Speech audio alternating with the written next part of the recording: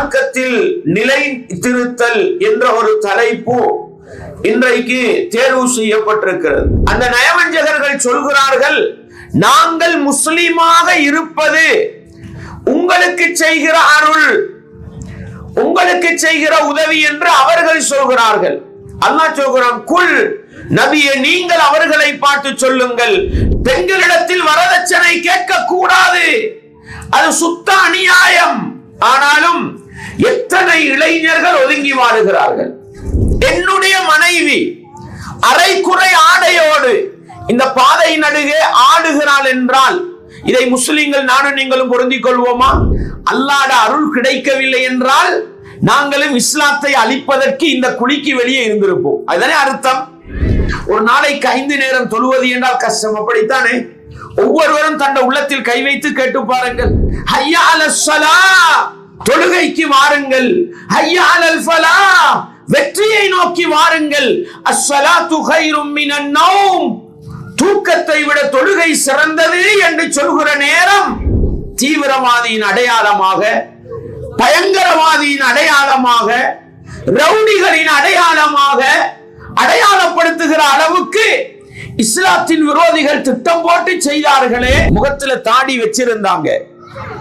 சொன்னாங்க, யூதர்கள் கிறிஸ்தவர்களுக்கு மாறு செய்யுங்கள், நெருப்பு வணங்கிகளுக்கு மாறு செய்யுங்கள், மீசையை கத்தரித்துக் கொள்ளுங்கள், தாடியை தொங்க விடுங்கள் என்று சொன்னார்கள். ஒரு பட நடிகன் தாடி வைத்தால் அதுபோன்று தாடி வைப்பது இன்பமாக இருக்கிறதா இல்லையா? ஒரு விளையாட்டு வீரன் தாடி வைத்தால் அது எங்களுக்கு சந்தோஷமாக இருக்கிறதா இல்லையா? நபி அவர்கள் உலகத்தில் வாழும் பொழுதோ நானும் நீங்களும் வாழுகிற நாடு இஸ்லாத்திலே இருந்ததா? சுபகு தொழ வேண்டும் என்றால் கஷ்டம், ஜகாத்து கொடுக்க வேண்டும் என்றால் கஷ்டம், தாடி வைக்க வேண்டும் என்றால் கஷ்டம், கரண்டைக்கு மேல் ஆடை அணிய வேண்டும் என்றால் பாரம், முஸ்லிமாக வாழ வேண்டும் என்றால் சுமை. என்ன காரணம்? ஈமானின் இன்பத்தை கண்டவனுக்கு 3 அடையாளம். செல்வ செழிப்போடு இருக்கும் பொழுது வட்டி ஹராம் என்று விளங்குகிறது. பொருளாதார நெருக்கடி வருகிற பொழுது ஹராமா இருந்தாலும் செய்வோம் என்று சொல்கிறது. ஊரிலே இருக்கிறோம், குடும்பத்தோடு இருக்கிறோம், ஊர் சமூகத்தோடு இருக்கிறோம், சிகரெட் குடிப்பதில்லை, வாயிலே அசிங்கத்தை போடுவதில்லை, நண்பர்களோடு ஒரு பயணம் போய்விட்டால், ஒரு சுற்றுலா பயணம் போய்விட்டால் நண்பன் செய்கிறானே நானும் செய்ய வேண்டுமே, செய்கிறோமா இல்லையா?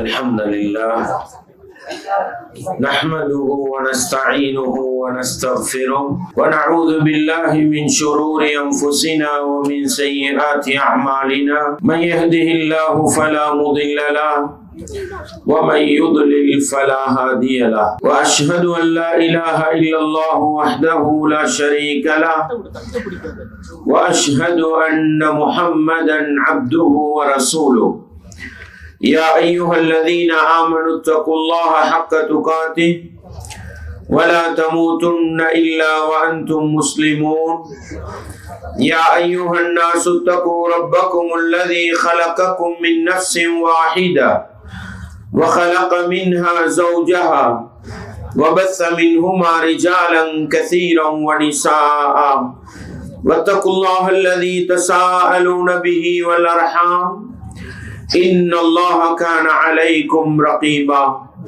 يا أيها الذين آمنوا اتقوا الله وقولوا قولا سديدا يصلح لكم أعمالكم ويغفر لكم ذنوبكم ومن يطع الله ورسوله فقد فاز فوزا عظيما أما بعد فإن أصدق الحديث كتاب الله وخير الهدي هدي محمد صلى الله عليه وسلم وشر الأمور محدثاتها وكل محدثة بدعة وكل بدعة ضلالة وكل ضلالة في النار. வார்த்தைகளில் சிறந்தது வல்லவன் ரஹ்மானின் வார்த்தை என்றும், நடைமுறைகளில் சிறந்தது நபிகளார் ஸல்லல்லாஹு அலைஹி வஸல்லம் அவர்களுடைய வாழ்க்கை வழிமுறை என்றும், அவர்களுடைய வாழ்க்கை வழிமுறைகளுக்கு பின்னால் மார்க்கத்தில் புதிதாக புகுத்தப்பட்டவைகள், கர்மங்களிலே மிக மோசமானவைகள் பித்அத்துகள், எல்லா பித்அத்துகளும் வழிகேடுகள், எல்லா வழிகேடுகளும் மனிதனை நரகத்துக்கிட்டு செல்லும் என்று சொன்னவனாக இச்சொற்பொழிவை ஆரம்பம் செய்கின்றேன். அன்பார்ந்த இஸ்லாமிய சகோதரர்களே, தாய்மார்களே, சகோதரிகளே, வல்லவன் ரஹ்மானின் பேரருளால் அவனுடைய மார்க்கத்தை படிப்பதற்காக வேண்டி குர்ஆன் ஹதீஸிலிருந்து ஒரு சில விடயங்களை கேட்டறிவதற்காக வேண்டி நாம் எல்லாம் இந்த இடத்திலே ஒன்று கூடியிருக்கிறோம். நபிகளார் ஸல்லல்லாஹு அலைஹி வஸல்லம் அவர்கள் சொன்னார்கள், மய்யுரிதில்லாஹு பிஹி கைரன் யுஃபக்கிஹு ஃபித்தீன். அல்லாஹ் யாருக்கு நலவை நாடுகின்றானோ அவனுக்கு மார்க்கத்திலே விளக்கத்தை கொடுப்பதாக சொன்னார்கள். எனவே இன்றைய தினமும் நாங்கள் இந்த மஜ்லிஸிலே அமர்ந்து ஒரு குர்ஆன் வசனத்தையோ அல்லது ஒரு நபிமொழியையோ படிக்கிறோம், அதனை எங்களுடைய வாழ்க்கையிலே நடைமுறைப்படுத்த வேண்டும் என்று ஆசைப்படுகிறோம் என்று சொன்னால் அல்லாஹ் எங்களோடு இரக்கப்பட்டிருக்கின்றான், அவனுடைய கருணை பார்வையை எங்கள் மீது பார்த்திருக்கிறான் என்பதை உள்ளத்திலே ஆழமாக நிறுத்தி கொண்டு இந்த சந்தர்ப்பத்தை தந்த அல்லாஹுவுக்கு நன்றி செலுத்தும் முகமாக இந்த இடத்தில் சொல்லப்படுகின்ற செய்திகளை காது தாழ்த்தி கேட்டு, சொல்லப்படக்கூடிய செய்திகள் குர்ஆனுக்கும் ஹதீஸுக்கும் நேர்பட்டு வரக்கூடிய நிலையில் முடியுமான அளவு எங்களுடைய வாழ்க்கையிலே நாங்கள் அமுல்படுத்த வேண்டும். நாங்கள் வாழ்க்கையிலே அமுல்படுத்துகின்ற செய்திகளை அடுத்த சகோதர சகோதரிகளுக்கு எடுத்து சொல்லிக் கொடுக்க வேண்டும் என்ற அடிப்படையை உள்ளத்திலே நிறுத்தி கொண்டு தலைப்புக்குள் நாங்கள் செல்வோம்.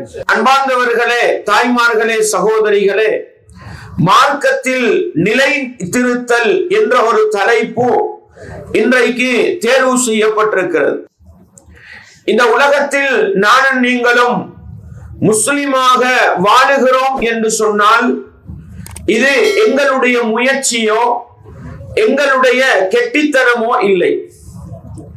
மாறாக நானும் நீங்களும் இந்த உலகத்தில் முஸ்லிம்களாக பிறந்து முஸ்லிம்களாக வாழுகிறோம் என்றால் அல்லாஹ் அவனாக தேர்வு செய்த பாக்கியம் என்பதை நானும் நீங்களும் ஒருபோதும் மறந்துவிடக் கூடாது.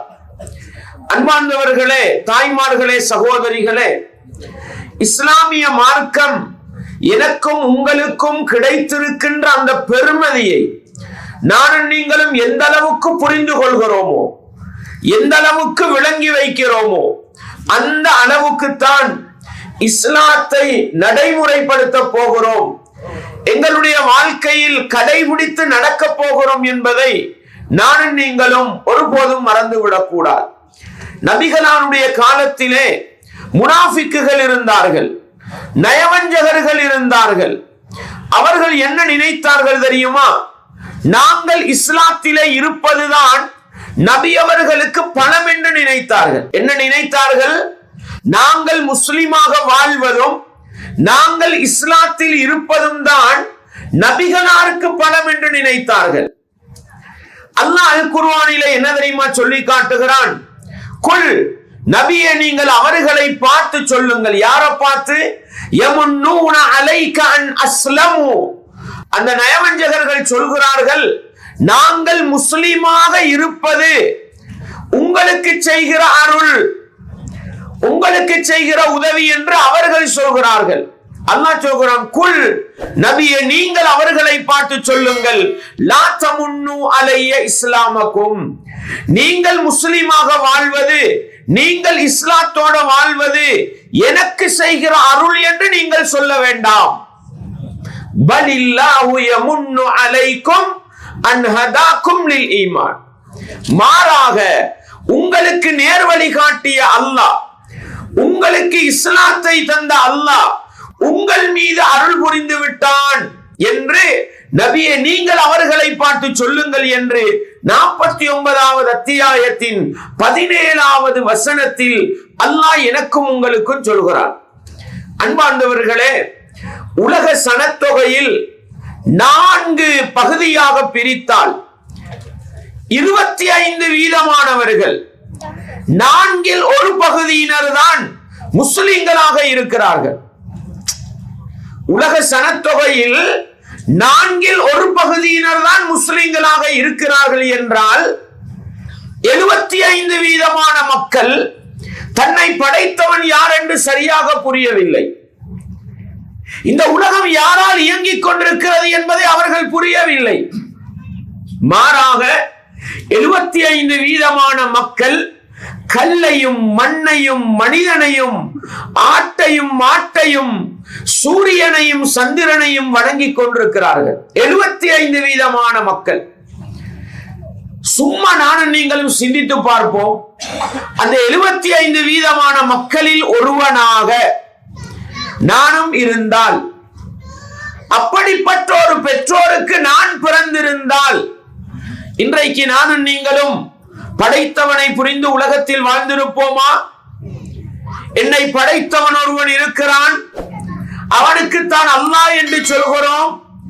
எங்களுடைய நெற்றியை அவனல்லாத வேறு யாருக்கும் பணிக்க கூடாது என்ற சுய கௌரவத்தோடு நானும் நீங்களும் வாழ்ந்திருப்போமா? வாழ்ந்திருக்க மாட்டோம். எங்களுடைய நாடுகளை எடுத்துக்கொண்டால் எங்களை போன்ற மனிதர்கள் நிர்வாணிகளாக வருகிறார்கள். அதை பார்த்து வணக்கம் சொல்லிவிட்டு போகிற மனிதர்களாக இன்றைக்கு உலகத்திலே மனிதர்கள் வாழுகிறார்கள். அப்படித்தானே? என்னுடைய பக்கத்து வீட்டுக்காரன் கல்லையும் மண்ணையும் வணங்குகிறான். என்னுடைய தெருக்காரன் ஆட்டையும் மாட்டையும் வணங்குகிறான். என்னுடைய நாட்டுக்காரன் சூரியனையும் சந்திரனையும் வணங்குகிறான். இப்படி லட்சக்கணக்கான மனிதர்களுக்கு மத்தியில் படைத்தவனுக்கு மட்டும்தான் வணக்கம் செலுத்த வேண்டும். இஸ்லாமிய மார்க்கம்தான் உண்மையானது என்று நானும் நீங்களும் விரும்பியா இஸ்லாத்தை ஏற்றுக்கொண்டோம்? இல்லை சகோதரர்களே. படைத்தவன் அல்லாஹ் அவனாக தேர்வு செய்து முஸ்லிமான பெற்றோருக்கு என்னையும் உங்களையும் பிறக்க செய்ததனால் நானும் நீங்களும் முஸ்லிம்களாக வாழ்ந்து கொண்டிருக்கிறோம். இந்த பெருமதியை எந்த அளவுக்கு விளங்குவோமோ அந்த அளவுக்கு இஸ்லாத்தில் உறுதியாக இருப்போம். உலக சனத்தொகையில் 25% மக்களில் ஒருவனாக நாங்கள் இருக்கிறோம் என்பது ஒரு அருள் என்றால், அதைவிட மிகப்பெரிய அருள் என்ன தெரியுமா? முஸ்லிம்களாக வாழுகிற எங்களுக்கு மத்தியில் ஒரு நாளைக்கு 5 நேரம் தொழ வேண்டும், அல்லாஹ்வுடைய வேதம் அல் குர்ஆனுக்கு கட்டுப்பட வேண்டும், நபிகளாருடைய வாழ்க்கை வழிமுறை அஸ்-சுன்னாவை பின்பற்றி நடக்க வேண்டும் என்ற அறிவோடு வாழுகிற பாக்கியம், அதை வாழ்க்கையில எடுத்து நடக்கிற பாக்கியம் எனக்கும் உங்களுக்கும் கிடைத்திருக்கிறது என்றால் அது அதைவிட பெரிய பாக்கியமா இல்லையா? அன்பார்ந்தவர்களே, முஸ்லிம்கள் என்று உலக முஸ்லிம்களை சிந்திப்பதற்கு முன்னால் எங்களுடைய குடும்பத்தை நாங்கள் எடுத்து பார்ப்போம். எங்களுடைய வீட்டு சூழலை நாங்கள் எடுத்து பார்ப்போம். எங்களுடைய பாடசாலை வட்டாரங்களை எடுத்து பார்ப்போம். எங்களுடைய தொழில் துறவுகள் நடக்கிற இடங்களை எடுத்து பார்ப்போம். முஸ்லிம்களுக்கு மத்தியில் எத்தனை பேர் முஸ்லிம்களாக வாழுகிறார்கள்? ஒரு நாளைக்கு 5 நேரம் தொழுபவர்கள் எத்தனை பேர்? ஒவ்வொரு நாளும் எங்களுடைய வீட்டுக்குள் நாங்கள் 5 பேர் இருக்கிறோம். எங்களுடைய வீட்டுக்குள் மனைவி, மக்கள், உம்மா, வாப்பா, பிள்ளைகள் என்று 10 பேர் இருக்கிறோம். எங்களுடைய குடும்பத்தில் சாச்சா, பெரியப்பா, சாச்சி, பெரியம்மா என்று 50 பேர் இருக்கிறோம். எத்தனை பேர் ஒவ்வொரு நாளும் 5 நேரம் தொழுகிறார்கள்? எத்தனை பேர் இஸ்லாத்தோடு வாழுகிறார்கள்? வட்டி ஹராம் தெரியாத முஸ்லிம்கள் இல்லை. என்னுடைய குடும்பத்தில் எத்தனை பேர் வட்டியை விட்டு ஒதுங்கி வாழுகிறார்கள்? சீதன கலாச்சாரம் கூடாது, பெண்களிடத்தில் வரதட்சணை கேட்க கூடாது, அது சுத்த அநியாயம். ஆனாலும் எத்தனை இளைஞர்கள் ஒதுங்கி வாழுகிறார்கள்?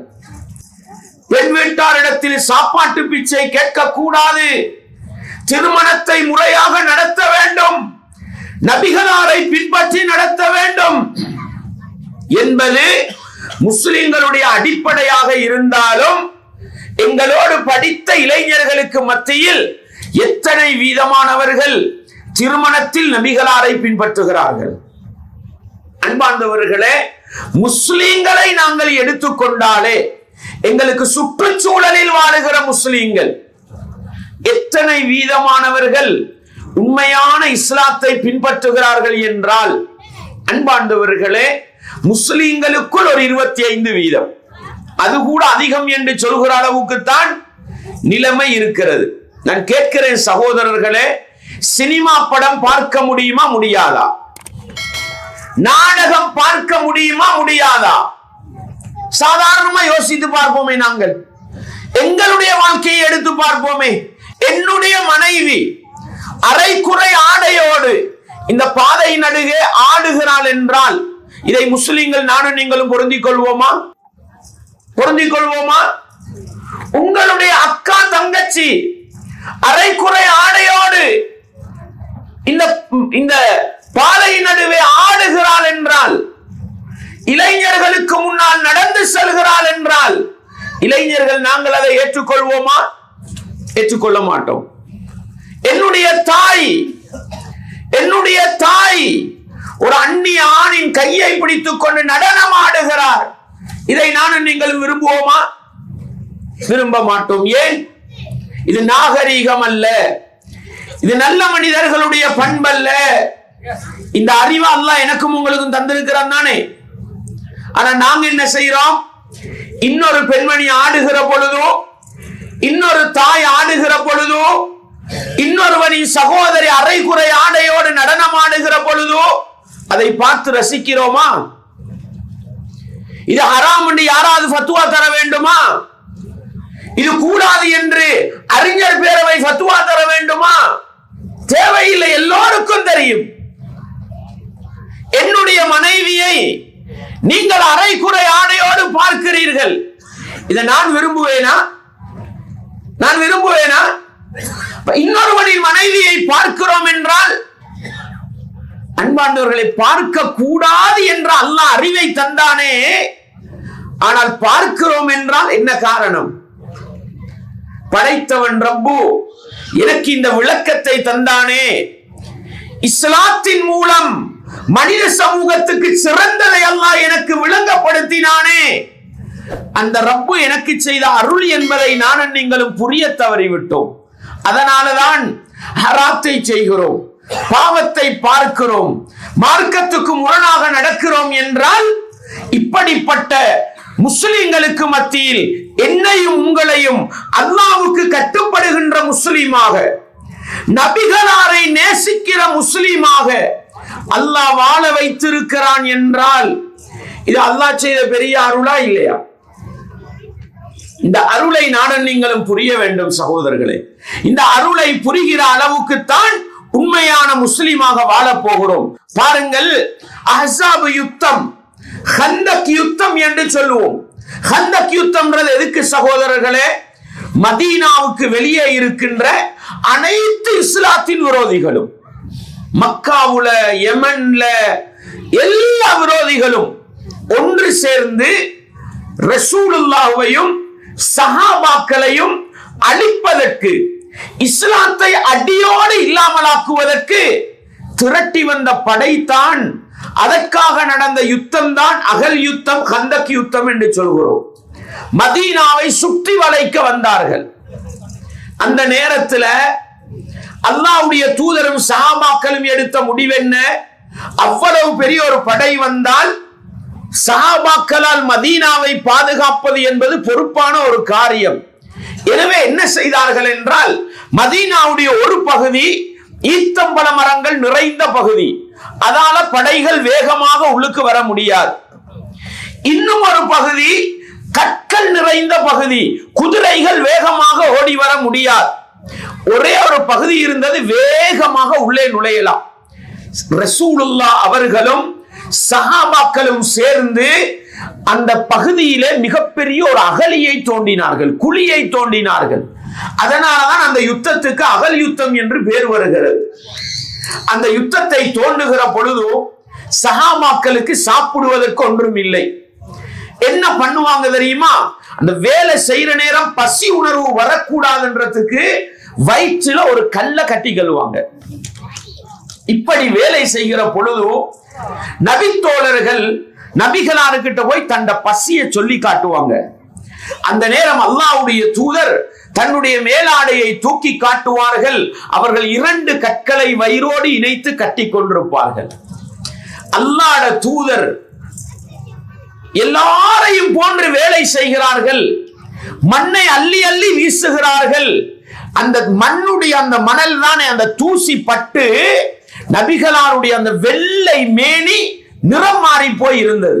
புகாரியிலே வரக்கூடிய அறிவிப்பு 2837. அல்லாஹ்வுடைய தூதர் அந்த நேரத்தில் ஒரு வார்த்தையை சொன்னாங்க. என்ன வார்த்தை தெரியுமா? பாருங்கள், ஏன் இவ்வளவு கஷ்டப்பட்டார்கள் இஸ்லாத்துக்காக? உண்ணுவதற்கு உணவில்லை, சாப்பிடுவதற்கு வழி இல்லை, குடிப்பதற்கு வசதி இல்லை. காபிர்களாக வாழ்ந்திருந்தால் எல்லோரையும் போன்று இருந்துவிட்டு போயிருக்கலாம். அல்லாஹ் தனக்கு மார்க்கத்தை தந்தான், அதை பாதுகாக்க வேண்டும் என்கிற அந்த உணர்வு ஏன் வந்தது? இஸ்லாத்தின் பெருமதியை விளங்கினார்கள். அல்லாஹ் செய்த அருளின் பெருமதியை விளங்கினார்கள். சொன்னார்கள் அல்லாஹ்வுடைய தூதர், லௌலா அன்த மஹ்ததைனா, இறைவா நீ இல்லை என்றால், உன்னுடைய அருள் இல்லை என்றால் நாங்கள் நேர்வழி பெற்றிருக்க மாட்டோம். அர்த்தம் என்ன?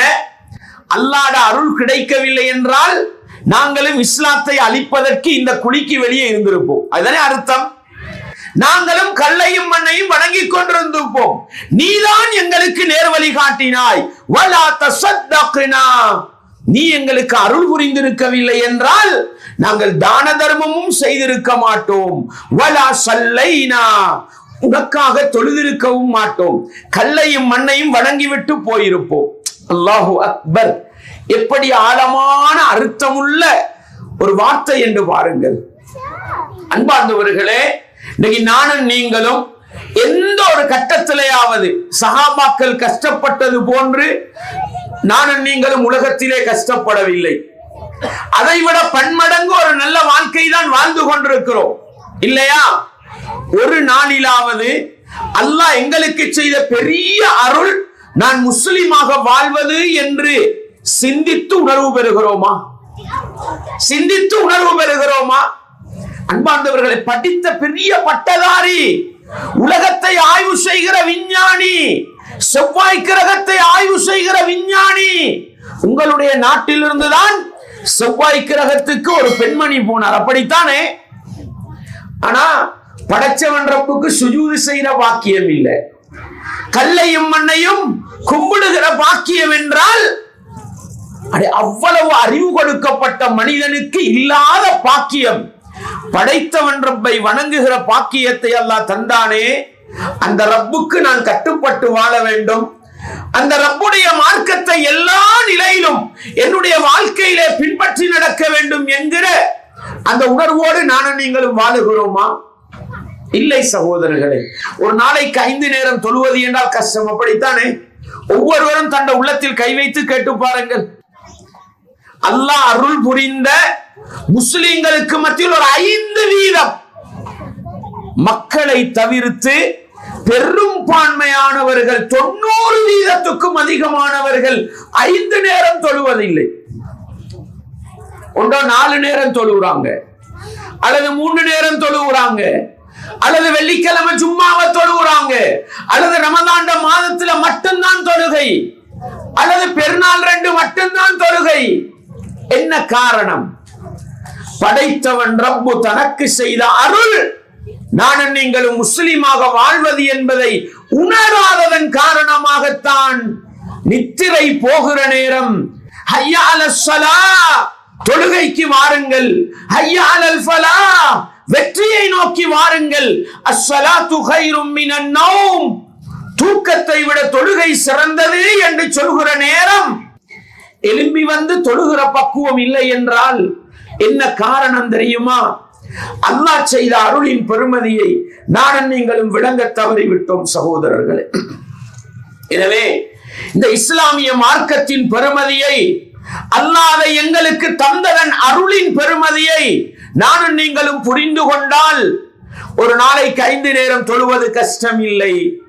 ரமலானுடைய மாதத்தில் நோன்பு பிடிப்பது கஷ்டம் இல்லை. அல்லாஹ் பொருளாதாரத்தை தருகிற பொழுது அந்த ரப்புக்காக ஜகாத்து கொடுப்பது, சதக்கா செய்வது எனக்கு உங்களுக்கும் கஷ்டமாக விளங்காது.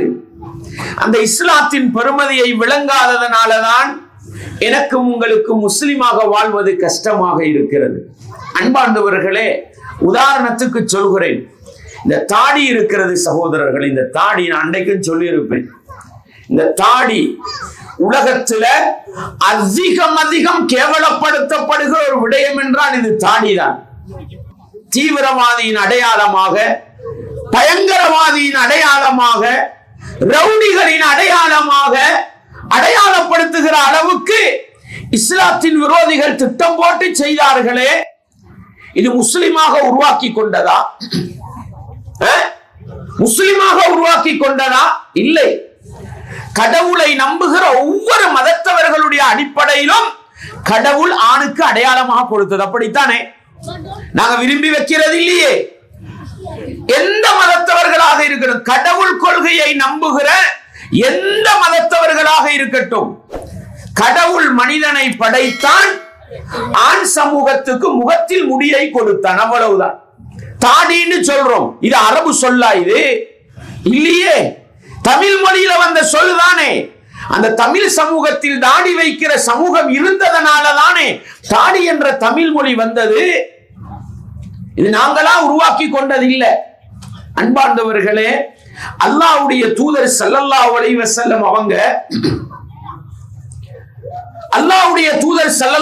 வஸல்லம் அவங்க ஹுதைபியா உடன்படிக்கைக்கு வந்திருக்கிறாங்க. ஒப்பந்தம் நடக்கிற நேரம் பேச்சுவார்த்தைக்காக உர்வத் இப்னு மஸ்ஊத் என்ற நபித்தோழர் அந்த மனிதர் வருகிறார். நபிகளாருடைய முகத்தில் இருக்கிற தாடியை பிடித்து பிடித்து பேசுகிறார். அவர் காபிர்கள் தரப்புல அன்றைக்கு வந்திருந்தாரு. தாடியை பிடித்து பிடித்து பேசுகிற நேரம் நபிகளாருக்கு பக்கத்திலே முகீரா ரலியல்லாஹு அன்ஹு இருந்து கொண்டு தன்னுடைய ஆயுதத்தின் பிடியால் கையை தட்டுகிறார்கள். நபிகளாருடைய தாடியை பிடிக்காதே, நபிகளாருடைய தாடியை விடு என்று தட்டுகிறார்கள். அன்பார்ந்தவர்களே, அந்த நபித்தோழர் நபிகளாருடைய முகத்தில் இருக்கின்ற தாடியின் பெருமதியை விளங்கினார்கள். இல்லையா? இல்லையா? நான் கேட்கிறேன் சகோதரர்களே, பொருளாதாரம் செலவழிக்காமல், நேரகாலம் செலவழிக்காமல், எந்த தியாகமும் செய்யாமல் சும்மா கிடைக்கிற இந்த சுன்னத்தான தாடியை வைப்பது எனக்கும் உங்களுக்கும் இன்பமாக இருக்கிறதா?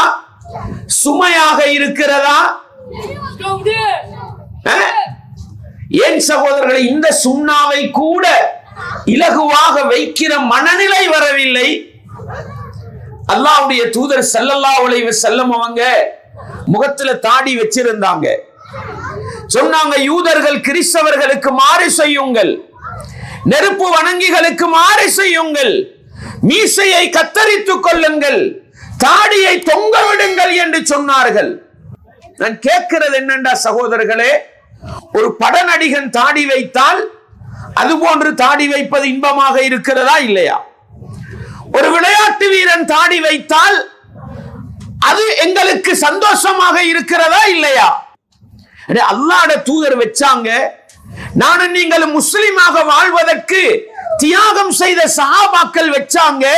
இப்னு உமர் ரலியல்லாஹு அன்ஹு நபிகளார் மரணிக்கிற பொழுது ஒரு இளைஞர் என்ன சொன்னார்? நான் ஹஜ்ஜுக்கும் உம்ராவுக்கும் சென்றால் ஒரு பிடி பிடித்து அதற்கு மேலுள்ள முடியை எடுப்பேன் என்று சொன்னார்கள்.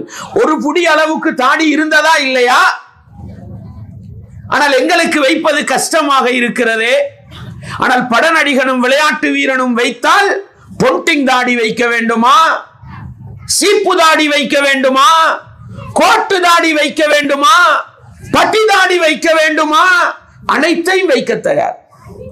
ஆனா அல்லாஹ்வுடைய தூதரை போல தாடி வைக்க மனசுல இடம் வருதில்லை. ஏன்?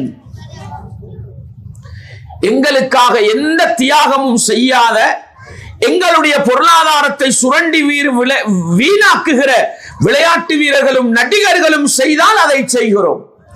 அல்லாஹ் ரசூல் சஹாபாக்களோட வழியில வந்தா செய்ய முடியல. என்ன காரணம்? அல்லாஹ்வுடைய தூதரின் பெருமதியை நானும் நீங்களும் விளங்கவில்லை சகோதரர்களே. அல்லாஹ்வுடைய தூதர் தாயிஃபுக்கு செல்கிறார்கள். தாயிஃபுக்கு இஸ்லாத்தை சொல்வதற்காக போகிறார்கள். அங்கு போய் அப்துயாலில் போன்ற கூட்டத்தவர்களுக்கு இஸ்லாத்தை சொல்கிற பொழுது அடித்தார்கள். உள்ளத்தை நோகடிக்கிற அளவுக்கு ஏசினார்கள். அல்லாஹ்வுடைய தூதர் தாயிஃபுடைய போர்டருக்கு வந்து மயங்கி விழுந்தார்கள். படிக்கிறோமா இல்லையா? தாயிஃப் நகரத்து வீதியிலே தாஹா நபி நடக்கையிலே பாவிகள் செய்த கொடுமையினை வரலாறு தெரியாவிட்டாலும் பாட்டலையாவது விளங்கி வச்சிருக்கு நம்ம சமூகம். அல்லாஹ்வுடைய தூதர் மயங்கி விழுந்தார்கள். நபிகளாரை எழுப்பியவர் யார்? ஜிப்ரீல் அலைஹிஸ்ஸலாம் அவர்கள் எழுப்பி சொன்னார்கள், முஹம்மதே, மலைகளுக்கு பொறுப்பான மலக்கை அழைத்து வந்திருக்கிறேன். தெரியும் உங்களுக்கு, தாயிஃபுக்கு போனா தெரியும், சுற்றி வளைத்து மலைகள் தான் விளங்கும். மலைகளுக்கு பொறுப்பான மலக்கை அழைத்து வந்திருக்கிறேன். ஒரு கட்டளை, ஒரு அனுமதி தாருங்கள், இந்த மலைகளை சேர்த்து இந்த சமூகத்தை அழித்து விடுகிறோம் என்று சொன்னார்கள். அல்லாஹ்வுடைய தூதர் என்ன சொன்னாங்க தெரியுமா? என்ன சொன்னாங்க? அவர்களை அழித்து விட வேண்டாம், அவர்களை அழித்து விட வேண்டாம். அவர்கள் இன்றைக்கு என்னை ஏற்றுக்கொள்ளாவிட்டாலும் அவர்களுடைய சந்ததிகளில் ஒரு சாரார் அல்லாஹுவை சுஜூது செய்பவர்களாக வருவார்கள். இதுதானே அந்த நபியோட ஆசையா இருந்தது. நபி அவர்கள் உலகத்தில் வாழும் பொழுதோ நானும் நீங்களும் வாழுகிற நாடு இஸ்லாத்திலே இருந்ததா? இஸ்லாத்திலே இருந்ததா? இல்லை. அன்றைக்கு அவர்களுடைய ஆசை, இன்றைக்கு நானும் நீங்களும் படைத்தவன் ரப்பை புரிந்து கொண்டு உலகத்திலே வாழுகிறோம் என்றால், இந்த உலகத்தில் மிகச்சிறந்த மனிதர் முஹம்மது நபி என்று ஏற்றுக்கொள்கிற பாக்கியத்தை அல்லாஹ் தந்திருக்கிறான் என்றால், அந்த நபியை பின்பற்றி முஸ்லிமா வாழ்ற அளவுக்கு எங்கட மனநிலை இல்லை என்றால் என்ன காரணம் சகோதரர்களே? இஸ்லாத்தின் பெருமதியை நானும் நீங்களும் விளங்கவில்லை என்பதுதான். எனவே மார்க்கத்தில் உறுதியாக இருக்க வேண்டும் என்று விரும்புகிற நானும் நீங்களும் அல்லாஹ் எங்களுக்கு தந்த அருள், எங்களுடைய நபி எங்களுக்கு வந்த அருள் என்பதை புரிந்து கொண்டால் தான் மார்க்க அடிப்படையில் வாழ்வது இன்பமாக இருக்கும், இலகுவாக இருக்கும் என்பதை நானும் நீங்களும் ஒருபோதும் மறந்துவிடக் கூடாது. அதனாலதான் ரசூலுல்லாஹ் ஸல்லல்லாஹு அலைஹி வஸல்லம் அவர்கள் சொன்னார்கள், ஸலாஸுன், மூன்று விடயங்கள் இருக்கின்றன, மன் குன்ன ஃபீஹி வஜத பிஹின்ன அலாவத்தல் ஈமான். அந்த மூன்று விடயங்களும் யாரிடத்தில் இருக்குமோ அவர் ஈமானின் இன்பத்தை கண்டுகொண்டவர் என்று சொன்னார்கள். ஈமான் இன்பம், ஈமானுடைய ருசி, ஈமானுடைய டேஸ்ட் விளங்கினவர்கிட்ட மூணு அடையாளம் ஈக்கிதுண்டாங்க. அன்பாண்டவர்களே, குடும்பத்தை பிரிந்து வந்திருக்கிறோம், நாட்டை துறந்து வந்திருக்கிறோம், நண்பர்களை விட்டு பிரிந்திருக்கிறோம். எதற்காக? எதற்காக? பொருளாதாரத்துல பெருமதி விளங்குதுன, அதனால குடும்பம் பெருசா விளங்கல்ல, தூரமாகி இருக்கிறோம். மனைவி மக்கள் பெருசாக விளங்கல்ல, தூரமாகி இருக்கிறோம். உன்னோட பெருமதி விளங்கினா அதுக்காக கஷ்டப்பட ரெடி, அப்படித்தானே? இந்த நாட்டுக்கு வந்து எத்தனை மணிக்கு வேலைக்கு அழைத்தாலும் கஷ்டம் பார்க்கிறது இல்ல, நஷ்டம் பார்க்கிறது இல்ல. ஓவர் டைமுக்கு சம்பளம் கிடைக்குமா, ஓடோடி போறோம். ஏன்? பொருளாதாரத்துல பெருமதி விளங்குது, காசு பணத்துடைய பெருமதி விளங்குது. அது விளங்குற அளவுக்கு நானும் நீங்களும் என்ன செய்வோம்? கஷ்டப்படுவோம் இல்லையா? இந்தியாவிலே இருந்து கொண்டு இந்தியாவின் ஒரு கிராமத்திலே குடும்பத்தோடு இருக்கிற நானும் நீங்களும் படிப்புக்காக, பட்டத்துக்காக மாசக்கணக்கு போய் சிட்டியிலே, சென்னையிலே, மதுரையிலே தங்கி இருக்கிறோமா இல்லையா? தனிமையிலே தங்கி இருக்கிறோம். ஏன்? பட்டத்தின் படிப்பின் பெருமதி விளங்குகிறது. ஒரு எக்ஸாம் எழுத வேண்டுமா, பட்ட படிப்பை முடிக்க வேண்டுமா, இரவிரவாக விழித்திருக்கிறோம் இல்லையா? ஏன்? பட்டத்தின் பெருமதி விளங்குகிறது, பதவியின் பெருமதி விளங்குகிறது. பெருமதி விளங்குகிற அளவுக்கு அதற்காக முயற்சி செய்கிறோம். ஆனா சுபகு தொழ வேண்டும் என்றால் கஷ்டம், ஜகாத்து கொடுக்க வேண்டும் என்றால் கஷ்டம், தாடி வைக்க வேண்டும் என்றால் கஷ்டம், கரண்டைக்கு மேல் ஆடை அணிய வேண்டும் என்றால் பாரம், முஸ்லிமாக வாழ வேண்டும் என்றால் சுமை. என்ன காரணம்? ஈமான் ருசி விளங்கல்ல, அல்லாஹ்வை நம்புறதுல பெருமதி விளங்கல்ல, அல்லாஹ்வுடைய தூதர் பெருமதி விளங்கல்ல. முஸ்லிமாக பிறந்து விட்டோம், முஸ்லிமாக வாழ்ந்து விட்டோம், அதே பேரோடு மூத்தா போக போறோம். இது மட்டும்தான் நாங்க முஸ்லிம் செஞ்சது. அன்பார்ந்தவர்களே, ஈமானின் இன்பத்தை கண்டவனுக்கு 3 அடையாளம். அதுல முதலாவது என்ன தெரியுமா? அய்யகூனல்லாஹு வ ரசூலுஹு அஹப்ப இலைஹி மிம்மா சிவாஹுமா. அல்லாஹ்வும் அல்லாஹ்வுடைய தூதரும் மற்றெல்லா படைப்பினங்களையும் விட அவனுக்கு விருப்பத்துக்குரியதாக மாறும். இதான் முதலாவது அடையாளம் சகோதரர்களே. மார்க்கம்ன்றது யார? அல்லாஹ்வுடைய தூதர். மார்க்கத்தை நடைமுறைப்படுத்துவது என்றால் கஷ்டமாக இருக்கிறது. காரணம் என்ன? எங்களுடைய உள்ளத்தில் அல்லாஹ்வுடைய மஹப்பத், அல்லாஹ்வுடைய அன்பு சரியாக வரவில்லை. என்னை முஸ்லிமாக பிறக்க செய்தவன், என்னை முஸ்லிமாக வாழச் செய்பவன் அந்த அல்லாஹ் என்ற நேசம் உள்ளத்திலே வந்திருந்தால் அந்த அல்லாஹ்வுக்கு கட்டுப்பட்டு வாழ்வது கஷ்டமாக இருக்காது. நான் இந்த உலகத்தில் மனிதனாக வாழ்வதற்கு அந்த மாமனிதர் முகம்மது நபிதான் காரணம். கிப்லாவை முன்னோக்கி யா அல்லாஹ் என்ற பாவத்தை மன்னி, யா அல்லாஹ் என்ற நோயை குணப்படுத்து படைத்தவன் ரப்பை அழைக்க வழிகாட்டி தந்தவர் அந்த நபின்றதை நானும் நீங்களும் உள்ளத்தால் ஏற்று நேசிக்க தவறிவிட்டோம். அதனாலதான் நபிகளார பின்பற்றது கஷ்டமா போச்சு. எனவே சகோதரர்களே, அல்லாஹ்வின் பெருமதி, அல்லாஹ்வுடைய தூதரின் பெருமதி எந்த அளவு உள்ளத்தில் தாங்கி நிற்குமோ அந்த அளவுக்கு ஈமானின் இன்பத்தை ருசிக்கலாம். ஈமானுடைய இன்பம் உள்ளத்துக்கு பட்டுவிட்டால் முஸ்லிமாக வாழ்வது, மார்க்கத்தில் நிலையாக இருப்பது ஒரு நாளும் கஷ்டமாக இருக்காது, ஒரு நாளும் சுமையாக இருக்காது சகோதரர்களே. அதனாலதான் அல்லாஹுவை நம்புகின்ற, அல்லாஹுவை அஞ்சி வாழுகின்ற, முகம்மது நபி அவர்களை பின்பற்றி வாழுகிற அந்த உத்தமர்கள், உண்மையான இறையச்சம் உள்ளவர்களின் அடையாளம் மார்க்கத்தில் நிலைத்திருத்தல் என்ற அந்த பண்பு. சகோதரர்களே, என்ன சூழ்நிலை மாறினாலும், என்ன நிலைமை வந்தாலும் அல்லாஹ்வுடைய மார்க்கத்தை அவர்கள் விட்டுக் கொடுக்க மாட்டார்கள். அதிலே உறுதியாக இருப்பார்கள். இஸ்லாமா, உயிர் போனாலும் நான் முஸ்லிமாக வாழ்வேன் என்று உறுதியாக இருக்கிற பக்குவம் அல்லாஹ்வையும் அல்லாஹ்வுடைய தூதரையும் புரிந்து கொண்ட ஒரு மனிதனால் தான் மார்க்கத்தில் நிலைத்திருக்க முடியும் என்கிற பாடத்தை நானும் நீங்களும் ஒருபோதும் மறந்துவிடக் கூடாது. அதனாலதான் அல்லாஹ் அல் குர்ஆனிலே சொல்கிறான், 46வது அத்தியாயம் 13வது வசனம், இன்னல்லதீன காலு ரப்புனல்லாஹ், எங்களுடைய ரப்பு அல்லாஹ் என்று சொல்லிவிட்டு சும்மஸ்தகாமு, பிறகு அதில் உறுதியாக இருப்பவர்கள், அதில் நிலைத்திருப்பவர்கள். உள்ளத்தாலே என்ற ரப்பு அல்லாஹ் என்று சொல்லணும் சகோதரர்களே. என்னை படைத்தவன் அல்லாஹ், என்னை வாழச் செய்பவன் அல்லாஹ், எனக்கு நிம்மதியை தந்தவன் அல்லாஹ், என்னை முஸ்லிமாக வாழச் செய்பவன் அல்லாஹ், என்னுடைய ரப்பு அல்லாஹ் என்று உள்ளத்தால் உரைத்துவிட்டு சும்மஸ்தகாமு, பிறகு அந்த அல்லாஹ் தந்த மார்க்கத்தில் நிலைத்திருக்கின்ற மனிதர்கள் இருக்கிறார்களே, ஃபலா கௌஃபுன் அலைஹிம் வலா ஹும் யஹ்ஸனூன், மரணத்துடைய நேரத்தில் அவர்கள் பயப்படவும் மாட்டார்கள், மரணத்துக்கு பின்னால் உள்ள வாழ்க்கையில் அவர்கள் கவலைப்படவும் மாட்டார்கள். என்றால் இறையச்சம் உள்ளவர்கள் தானே மறுமையிலே வெற்றி பெறுவார்கள். அல்லாஹ் ரப்புன்னு சும்மா ஏற்றுக்கொண்டு வேலை இல்லை சகோதரர்களே. முனாஃபிக்குகளும் ஏற்றுக்கொண்டார்கள். உலகத்திலே கிறிஸ்தவர்கள் யாரை ரப்பு என்று ஏற்றுக்கொள்கிறார்கள்? யாரை ரப்பு என்று ஏற்றுக்கொள்கிறார்கள்? அல்லாஹ்வை நம்புகிறார்களா இல்லையா? நம்புகிறார்கள். நபிமார்களை நம்புகிறார்களா இல்லையா? நம்புகிறார்கள். யூதர்கள் அல்லாஹ்வை வணங்கு, யூதர்கள் சிலை வணக்கம் கூட அவர்கள்ட்ட இல்ல. யூதர்கள் அல்லாஹ்வை நம்புகிறார்களா இல்லையா? தௌராத் அல்லாஹ்வுடைய வேதம் என்று நம்புகிறார்களா இல்லையா? மூசா அல்லாஹ்வுடைய நபின்னு நம்புறாங்களா இல்லையா? நம்புறாங்க. ஆனா அந்த அல்லாஹ் சொன்ன பிரகாரம் வாழ்க்கையில உறுதியா இருக்கல்ல, அதனாலதான் காஃபிர்களா போனாங்க.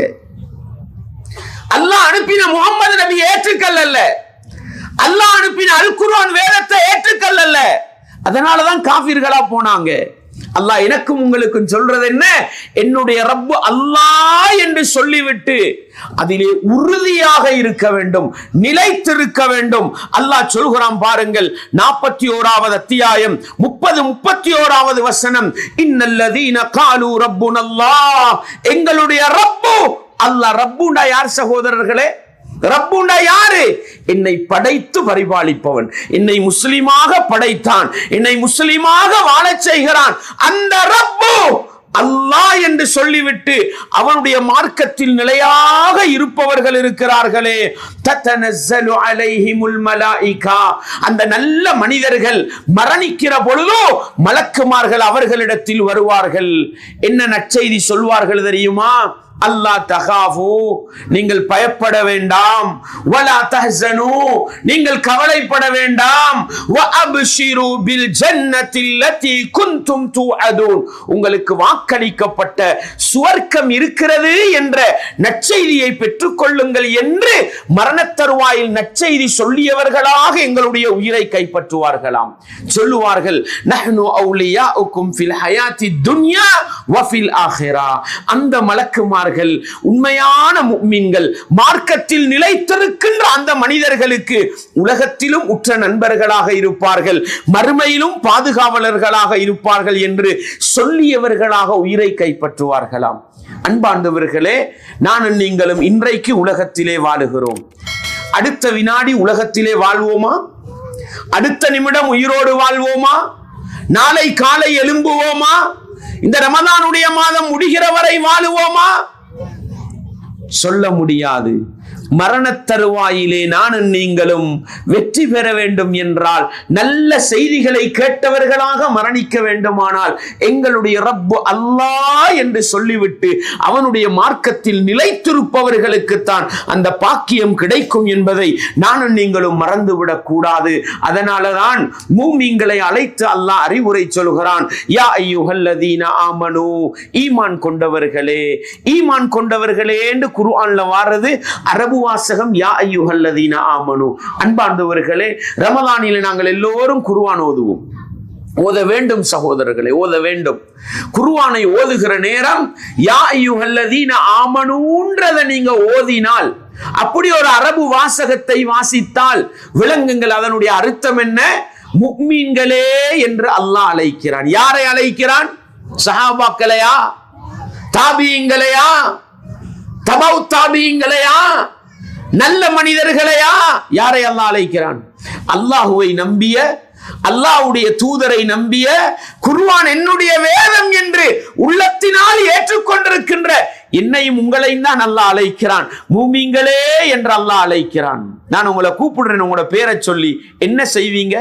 திரும்பி பார்ப்பீங்க என்ன சொல்ல போறாரு. அப்படித்தானே? அப்படித்தானே? அல்லாஹ் என்னையும் உங்களையும் அழைத்தால் எப்படிங்க போகணும்? காதுல கேட்காத செவிட மாதிரி போகணுமா?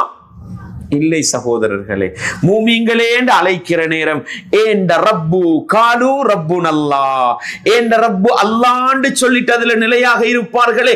ஏண்ட ரப்பு என்னை அழைக்கிறான், அந்த அல்லாஹ் என்ன சொல்றான்னு கொஞ்சம் பாப்போமேன்னு திரும்பி பாருங்க. குர்ஆன்ல தர்ஜுமாவை பிரட்டி ஏண்ட ரப்பு அல்லாஹ் என்னோட பேசுறானே, எனக்கு என்ன அறிவுரை சொல்றான்னு கேளுங்க. இத்தகுல்லாஹ ஹக்க துகாத்திஹி, நீங்கள் உண்மையான முறையில் அல்லாஹ்வை பயந்து கொள்ளுங்கள், உண்மையான முறையில் அல்லாஹ்வை பயந்து கொள்ளுங்கள். வலா தமூதுன்ன இல்லா வ அன்தும் முஸ்லிமூன், நீங்கள் மரணிக்கின்ற பொழுது முஸ்லிம்களாகவே அன்றி மரணித்து விடாதீர்கள். முஸ்லிம்ண்டா யார் சகோதரர்களே? அப்துல்லா அப்துல் ரஹ்மானா? யார் சகோதரர்களே? அரபியில் பேர் வைத்தவர்கள் என்பது அர்த்தம் அல்ல. முஸ்லிம் என்றால் மொழிபெயர்ப்பு செய்யுங்கள், அல்லாஹ்வுக்கு கட்டுப்பட்டு நடக்கக்கூடியவர்கள். அல்லாஹ் என்ன அட்வைஸ் பண்றான்? மூமின்களே, வாழும் பொழுது முறையாக அல்லாஹ் வஞ்சி நடங்க. அதுதான் நிலையாக மார்க்கத்தில் இருப்பது. எங்க இருந்தாலும் அந்த ரப்ப பயந்து நடக்கிறது. சிறைச்சாலையிலே கொண்டு போய் போட்டாலும் 5 மணி என்ற ரப்புக்கு நான் சுஜூது செய்யணும். கட்டி வச்சிருக்கிறாங்க, சுஜூது செய்ய முடியாது, இடுப்பை வளைக்க முடியாது, நெற்றியை குனிக்க முடியாது. என்ற ரப்புக்கு நான் தொழுகிறேன். போதும் சகோதரர்களே, போதும் சகோதரர்களே. ஏன்? என்ற ரப்புக்கு நான் எந்த நிலையில இருந்தாலும் அந்த ரப்பை பயப்படுவேன், அந்த ரப்புக்கு கட்டுப்படுவேன்றதுதான் மார்க்கத்திலே நிலைத்திருப்பது. அதுதான் சரியான இறையச்சம் சகோதரர்களே. அதே நிலையில் வாழுகிற எனக்கும் உங்களுக்கும் எந்த வினாடி மரணம் வந்தாலும் முஸ்லிமா மரணிக்கலுமா? இல்லதா? அல்லாஹ்வுக்கு கட்டுப்பட்டவரா மரணிக்கலுமா இல்லதா? அதைத்தான் அல்லாஹ் என்னிடத்திலும் உங்களிடத்திலும் விரும்புகிறான்.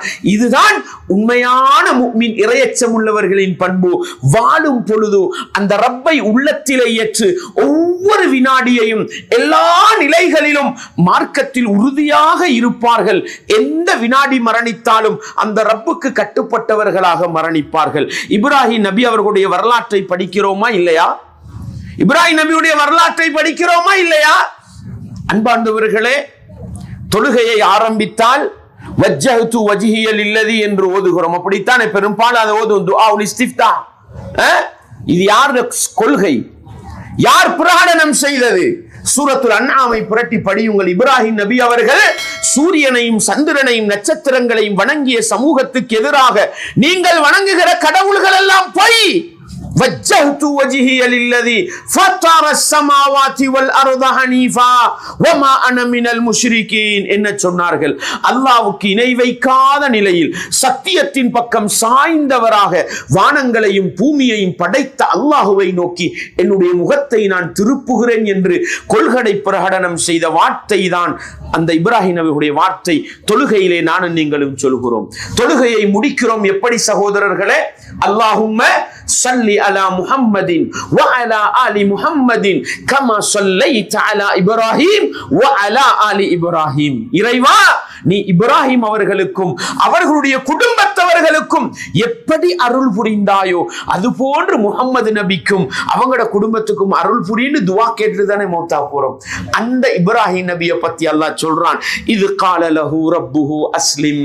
அந்த இப்ராஹிமுடைய ரப்பு அல்லாஹ் இப்ராஹிம் நபியை பார்த்து அஸ்லிம். முஸ்லிம்ன்றது பெயர் சொல்லு சகோதரர்களே. முஸ்லிம் என்றது அல்லாஹ்வுக்கு கட்டுப்பட்டு நடக்கக்கூடியவன் பெயர் சொல். அஸ்லிம் என்றது ஏவல் வினை. நீ முஸ்லிம் ஆகிவிடு. அர்த்தம் என்ன? அல்லாஹ் சொல்கிறான், இப்ராஹிமே அல்லாஹ்வுக்கு நீ கட்டுப்படு என்று சொல்கிற பொழுது கால அஸ்லம்து லிரப்பில் ஆலமீன். இந்த அகிலத்தவர்களை படைத்து பரிபாலிக்கின்ற அந்த ரப்புக்கு நான் கட்டுப்பட்டு நடக்கின்ற முஸ்லிமாகி விட்டேன் என்று சொன்னார்கள். அப்படியே வாழ்றாங்க. மரண தருவாயில அவர்களும் அவர்களுடைய பேரப்பிள்ளை யாக்கூப் நபி அவர்களும் தண்ட பிள்ளைகளை அழைத்து மரண தருவாயில் என்ன தெரியுமா சொன்னாங்க? அல்லாஹ் சொல்கிறான், வவஸ்ஸா பிஹா இப்ராஹீமு பனீஹி. அல்லாஹ் கொடுத்த மார்க்கத்தை இப்ராஹிம் நபி அவர்கள் மரண தருவாயில் தன்னுடைய பிள்ளைகளுக்கு அட்வைஸாக சொன்னார்கள். வயாக்கூப், யாக்கூப் நபி அவர்களும் மரண தருவாயிலே சொன்னார்கள் என்ன? இன்னல்லாஹ ஸஃபா லகுமுத்தீன். அல்லாஹ் உங்களுக்கு மார்க்கத்தை தேர்வு செய்திருக்கிறான். என்ன மார்க்கம் சகோதரர்களே? அல்லாஹ் தேர்வு செய்த மார்க்கம் என்ன? ரதீது பில்லாஹி ரப்பன் வ பில் இஸ்லாமி தீனன். இதங்கட கொள்கை தானே. அல்லாஹ்வை ரப்பாக ஏற்றோம், மார்க்கம் இஸ்லாம் என்ற மார்க்கத்தை திருப்தியோடு ஏற்றுக்கொண்டோம். அப்படித்தானே? வரதீது லகுமுல் இஸ்லாம தீனா. அல்லாஹ் உங்களுக்கு தேர்வு செய்த மார்க்கம் இஸ்லாம். இப்ராஹிம் நபியும் யாக்கூப் நபியும் தண்ட புள்ள குட்டிக்கு சொல்றாங்க, அல்லாஹ் உங்களுக்கு தேர்வு செய்த மார்க்கம் இஸ்லாம். ஃபலா தமூதுன்ன இல்லா வ அன்தும் முஸ்லிமூன். நீங்கள் முஸ்லிம்களாகவே அன்று என்றால் அல்லாஹ்வுக்கு கட்டுப்பட்டவர்களாகவே அன்று நீங்கள் மரணித்து விட வேண்டாம். எப்ப மௌத்து வரும்னு சொல்ல முடியாது சகோதரர்களே. எந்த நிலையில மௌத்து வரும் சொல்ல முடியாது சகோதரர்களே. எந்த நிலையில் மௌத்து வந்தாலும் நான் இஸ்லாத்துக்கு கட்டுப்பட்டவனாக அல்லாஹ்வுக்கு கட்டுப்பட்டவனாக வாழ்வேன் என்கிற முடிவுக்கு வந்தால் அல்லாஹ்வுடைய மார்க்கத்தில் ஒவ்வொரு வினாடியும் நிலைத்திருக்க வேண்டுமா இல்லையா? இஸ்லாம் என்றால் அதில் நிலைத்திருக்க வேண்டுமா இல்லையா? ஆனா எங்களுடைய நிலை எப்படி இருக்கிறது சகோதரர்களே? கொஞ்சம் நிதானமாக நாங்கள் சிந்திப்போம். எங்களுடைய நிலை எப்படி இருக்கிறது? நாங்கள் எங்களுக்கு சந்தோஷமான ஃபத்வா வந்தா அதை எடுத்து நடக்கிறோம். எங்களுக்கு கஷ்டமான நிலைமை வந்தா மார்க்கத்தை விட்டுடுறோம். அப்படிதானே? இஷாவை தொழுது கொள்றோம். அல்லாஹ்வுக்காகவா? அல்லாஹ்வுக்காகவா? இஷா தூங்குறதுக்கு முன்னுக்கு தானே ஒரு அடி அடிச்சுட்டு படுத்துருவோமே. சுபஹுக்கு எழும்புறேன்டா கொஞ்சம் தியாகம் பண்ணணுமே, கஷ்டமா இருக்குது. ஏன்னா ஏழுமான நேரம் தொழுகிறோம், ஏழாத நேரம் தொழவில்லை. ஏன்? அல்லாஹ்வுக்காக தொழுகிற மனிதர் ரப்புன் அல்லாஹ், என்னுடைய ரப்பு அல்லாஹ் என்று சொல்லிவிட்டு அதிலே உறுதியாக இருக்கிற மனிதன் ஏண்ட வசதிக்கு நான் தொழ மாட்டேன், அல்லாவுக்காக தொழுவேன். ஏண்ட ரப்போ இஷாவையும் தொழு என்றான், சுபகையும் தொழு என்றான், நான் ரெண்டையும் தொழுவேன். இப்படி இருக்கிறோமா? இப்படி இருக்கிறோமா? அன்பாண்டவர்களே, பொருளாதாரம் மேலோங்கி வருகிறது. தாய்மார்களே, சகோதரிகளே, நிதானமாக கேட்போம். பொருளாதாரம் ஓங்கி வருகிறது. அல்ஹம்துலில்லாஹ். பொருளாதாரத்துல பரக்கத்தா இருக்கிறோம். வட்டி ஹராம் அப்பாண்டுவோம், லஞ்சம் ஹராம், ஏமாற்று ஹராம். ஃபத்வா நாங்க கொடுப்போம். அக்கவுண்ட்ல சல்லி நிறைஞ்சு இருக்குது, அப்படித்தானே? திடீர்னு லொஸ்ட் ஆகிட்டோம். என்ன நடக்குது? 10 பேரு, என்னங்க நீங்க வட்டி எடுக்கலாமா? என்னதான் பண்றது? கடன் தானதுக்கு ஒத்தருமே இல்லையே. மனைவிட நகையை கொண்டு போய் அடகு வச்சுட்டு கடன் வாங்குறோம் இல்லையா? செல்வ செழிப்போடு இருக்கும் பொழுது வட்டி ஹராம் என்று விளங்குகிறது. பொருளாதார நெருக்கடி வருகிற பொழுது ஹராமா இருந்தாலும் செய்வோம் என்று சொல்கிறது. மார்க்கத்தில் நிலை இல்லை. ஏன்? அன்பாண்டவர்களே, அப்படியே பேங்குக்கு சென்று வங்கிக்கு சென்று பணத்தை எடுத்துக்கொண்டு வருகிற பொழுது வாகனத்தில் முட்டுண்டு மரணித்தால் எங்களுடைய கடைசி முடிவு என்ன? மார்க்கத்தில் நிலையாக இல்லை. அன்பாண்டவர்களே, எங்களுடைய நிலை சந்தோஷமாக இருந்தால் மார்க்கத்தோடு இருக்கிறோம். கஷ்டம் துக்கம் என்று வந்துவிட்டால் மார்க்கத்தில் இருந்து விலகி செல்ல ஆரம்பிக்கிறோம் என்றால் இது நிலையாக இருக்கிற முஸ்லிமுக்கு அடையாளம் அல்ல. 10 பேருக்கு முன்னால இருக்கிறோம், மார்க்கத்தோட தானே இருப்போம். இந்த இடத்துல நல்ல ஒரு டிவியை போட்டு ஒரு சினிமா படத்தை போட்டா தலையை தூக்கி பார்ப்போமா? யாராவது பார்ப்போமா? அடுத்தவன் கண்டுருவானே. இதையே வீட்டுக்கு போனா மனைவி பொஞ்சாதியா உட்கார்ந்து பார்க்கிறோம். நாம் படம் பார்க்கிறது யாருக்கு தெரியும்? நிலையற்ற கொள்கை, நிலையற்ற மார்க்கப்பட்டு சமூகத்துக்கு முன்னால் ஒரு நிலை, வீட்டுக்கு சென்றால் இன்னொரு நிலை என்றால் இது நிலையான மார்க்கம் அல்ல. அல்லாஹ் பாதுகாக்கட்டும். என்னுடைய உங்களுடைய நிலை மார்க்கத்தில் எப்படி இருக்கிறது? 10 பேருக்கு முன்னால் நல்லவர்கள் போன்று நடிக்கிறோம். தனிமையிலே மொபைல் போனை எடுத்து விட்டால் உள்ள அசிங்கங்களை எல்லாம் பார்க்க ஆரம்பித்து விடுகிறோம் இல்லையா? அன்பாண்டவர்களே, பாதையிலே நடந்து செல்கிற நேரம் 2 பேர் 3 பேர் போகிற நேரம் ஒரு அந்நிய பெண் குறுக்கே வந்தால் சுஜூதிலே தலையை போட்டுக் கொள்கிறோம். இதே பேஸ்புக்ல வாட்ஸ்அப்ல உட்காரக்கூட அந்நிய பெண் போட்டோ வந்தா கண்ணை விரிச்சு பார்க்கிறோம். இதானே எந்த நிலை, உங்களோட நிலை?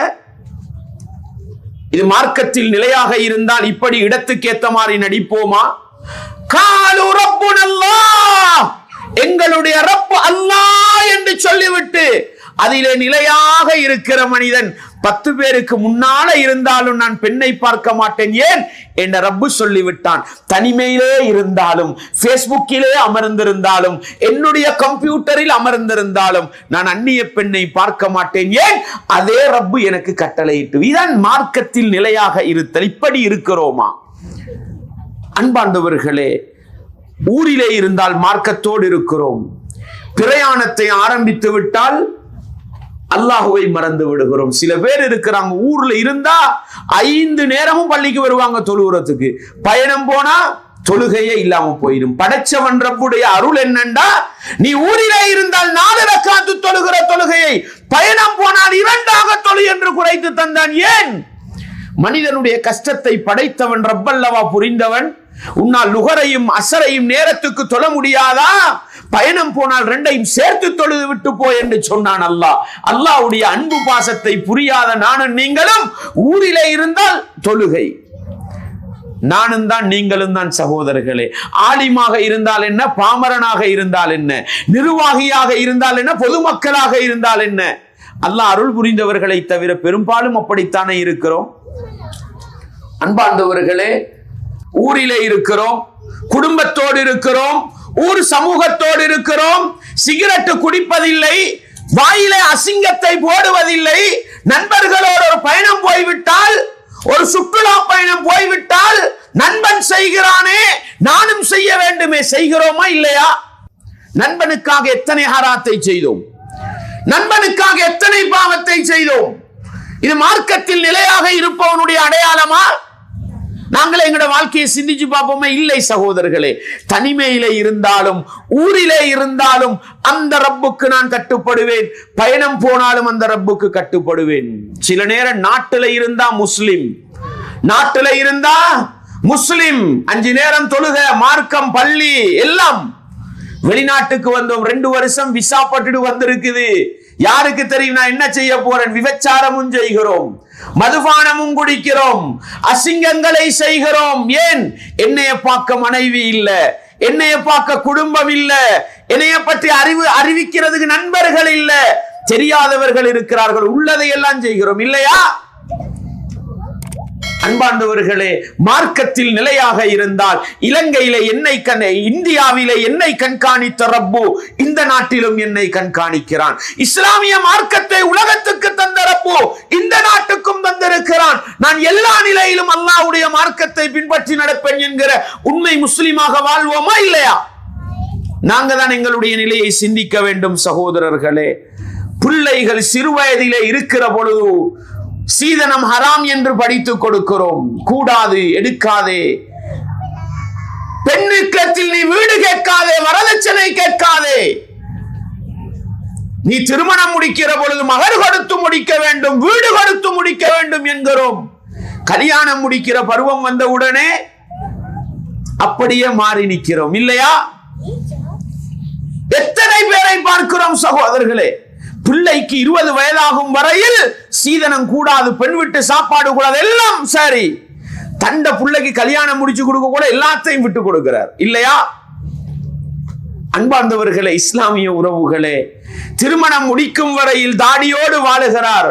திருமணம் முடித்த பிறகு மனைவிக்காக தாடியை அள்ளி வீசி விடுகிறார்.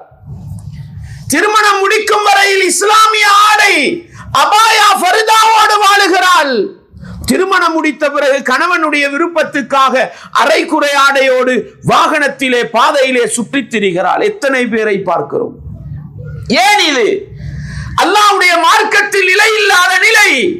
திடீரென்று மரணம் வந்து விட்டால், அல்லாஹ்வுக்கு மாறு செய்கிற நிலையில் மௌத்து வந்து விட்டால் என்னுடைய உங்களுடைய நிலை என்ன சகோதரர்களே? உங்களுக்கு முன்னால் மார்க்கத்தை பேசுகிற நான் பேசும் பொழுது இஸ்லாத்தை பேசிவிட்டு என்னுடைய வீட்டுக்குள் இஸ்லாம் இல்லை என்றால் சொல்லுவார்களே, உனக்கில்லடி அறிவுரை ஊருக்கு என்று சொல்வார்களே. இப்படி இருந்தால் இது இஸ்லாமா? மார்க்கத்தை பேசினாலும் சரி, மார்க்கத்தை நடைமுறைப்படுத்தினாலும் சரி, எல்லா நிலையிலும் மார்க்கப்பற்றோடு வாழ வேண்டும்.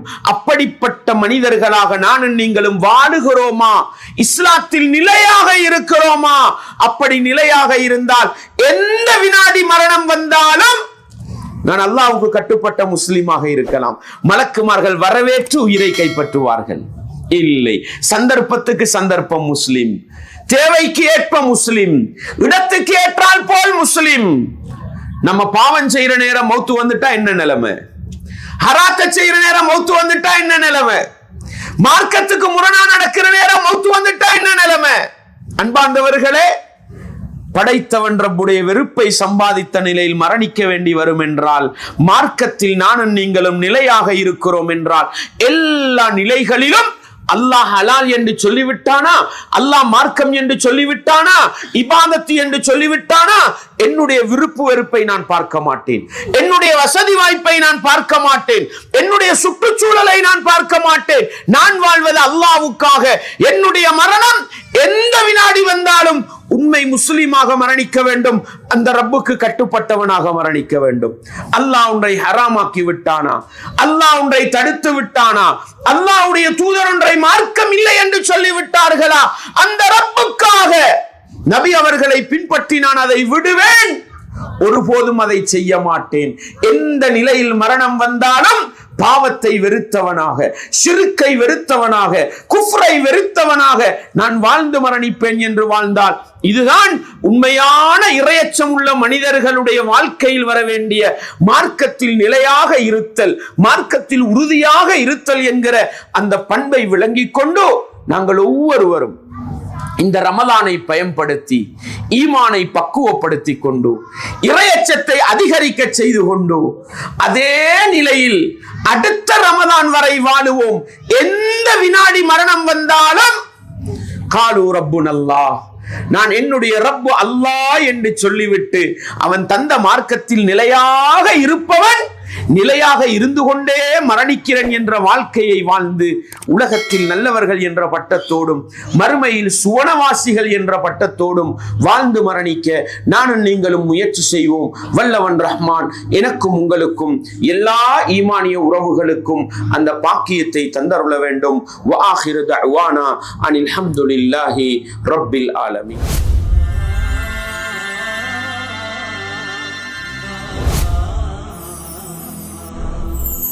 شكرا ربي شكرا هديت